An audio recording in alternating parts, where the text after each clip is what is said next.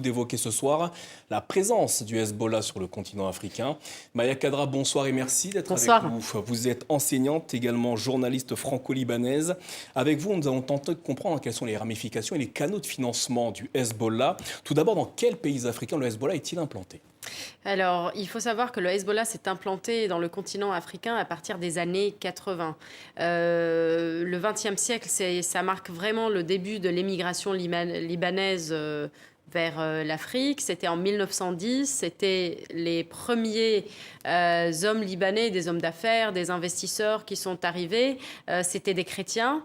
Et l'émigration chiite a commencé en 1980. Alors c'est une date clé, pourquoi ? Parce que dans les années 80, le Hezbollah a été créé. Et donc commence depuis un long chapitre de l'implantation du Hezbollah en Afrique. Où est-ce qu'il est présent ? Alors géographiquement, il est surtout présent pour des raisons logistiques que j'expliquerai plus tard, sur la côte ouest, en fait, dans l'ouest, en Afrique de l'Ouest, pour des raisons en fait de logistique, de trafic de drogue, parce que le Hezbollah, il est aussi implanté en Amérique du Sud, au Mexique, en Colombie, au Venezuela aussi, et c'est là-bas, en fait, qu'il assure, avec beaucoup de cartels de drogue, l'acheminement de la cocaïne, et plus tard du Captagon, qu'il a commencé aussi à commercialiser et à vendre d'une manière illicite, entre les pays de l'Amérique latine, jusqu'en Afrique.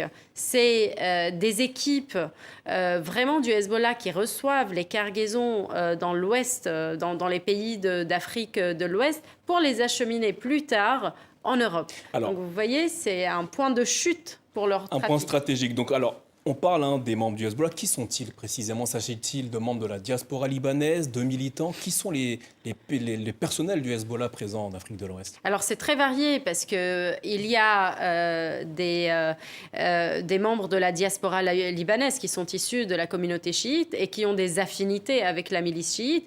Il y a d'autres personnalités qui font partie de la branche religieuse du Hezbollah, parce qu'on sait que le Hezbollah a ouvert beaucoup de centres là-bas. La mosquée Al-Zahra, le centre Al-Ghadir qui est aussi doté d'une mosquée Al-Ghadir, et c'est là-bas où il faisait des levées de fonds.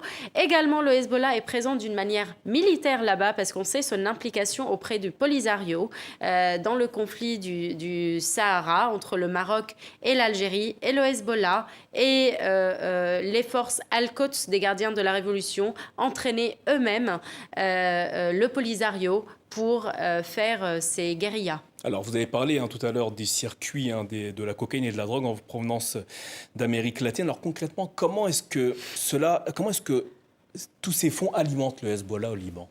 Par où ça passe ? Par les airs, par des bateaux ? Comment ça se passe logistiquement ? Alors, c'est très ramifié. Ça passe très concrètement dans les avions. Après le crash de l'avion d'Air Cotonou en 2003, on a découvert qu'un des passagers, qui était de la communauté chiite, il portait sur lui une valise avec plusieurs millions de dollars en espèces liquides. Donc, il y a beaucoup d'argent qui voyage. Voilà, c'est les petites sommes par rapport au grand trafic, c'est 2 à 3 millions de dollars qui sont transportés dans les valises. Il existe aussi des sociétés écrans qui sont implantées aussi bien en Afrique qu'en Amérique du Sud, qui font du blanchiment d'argent. Alors, je vais donner un exemple qui est issu du rapport du Trésor américain de 2011, qui met en lumière ces cartels-là du Hezbollah, qui sont liés au Hezbollah et qui faisaient du blanchiment d'argent au profit des mafias de trafic de cocaïne au Mexique et en Colombie à hauteur de 200 millions de dollars par mois.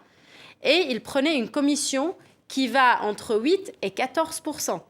Donc, c'est des sommes quand même qui sont considérables. Plus tard, il y a un autre rapport du Trésor américain aussi, sorti en 2018, qui dit que le Hezbollah, que le financement du Hezbollah repose à hauteur de 30% sur le trafic de drogue et sur les réseaux du Hezbollah en Afrique. Et 30%, c'est quand même un tiers du financement. Alors justement, le Hezbollah, c'est un mouvement chiite d'obédience musulmane.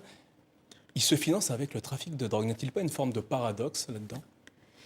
Non, parce que tout est permis quand c'est pour la bonne cause. La bonne cause pour eux, c'est la survie de la milice et c'est leur combat idéologique au Moyen-Orient. Premièrement, pour rayer Israël de la carte.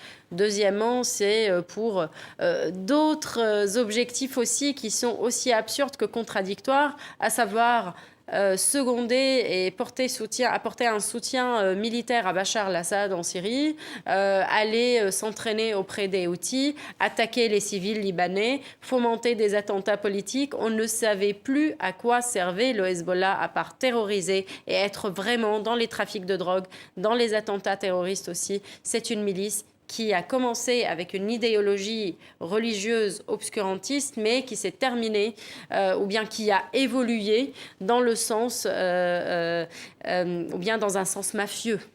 Les dirigeants africains sont-ils au courant de la présence du Hezbollah sur leur sol ? Évidemment, et le Hezbollah a joué un rôle politique dans certains coups d'État, que ce soit au Niger, que ce soit au Nigeria aussi. Je n'ai pas d'informations plus amples sur cela parce qu'il y a une imbrication du Hezbollah dans la vie politique même de ces pays africains, étant donné que la diaspora n'est pas uniquement très nombreuse, mais elle est influente et elle est riche. Et donc, ils ont un rôle à jouer. Et le Hezbollah aussi, le nom du Hezbollah a été lié non seulement au trafic de drogue en Afrique, mais également à des affaires de ce qu'on appelle les Blood Diamonds, le trafic illégal de diamants, qui se base aussi sur de l'esclavagisme, presque. Le trafic d'organes est aussi à signaler. Avec les années qui sont passées, est-ce qu'on peut dire qu'aujourd'hui encore le Hezbollah dispose d'une structure, d'un réseau de donateurs en Afrique qui serait toujours actif et puissant ? Tant qu'il y a une communauté libanaise en Afrique assez influente et assez puissante, on peut dire que oui, en effet, le Hezbollah aura toujours des soutiens dans le continent africain. Après, beaucoup de réseaux ont été démantelés, dont le réseau d'Ahmad Jomra, qui a été complètement démantelé. En 2009, Abdel Koubaïsi a été condamné et expulsé vers le Liban. Donc il y a une véritable traque aussi de toutes ces personnes qui financent le Hezbollah ou bien qui cacheraient l'activité du Hezbollah en Afrique avec leur société. Maya Kadra, merci d'être venue nous expliquer un peu les canaux de financement du Hezbollah sur le continent africain. Merci à vous. Merci.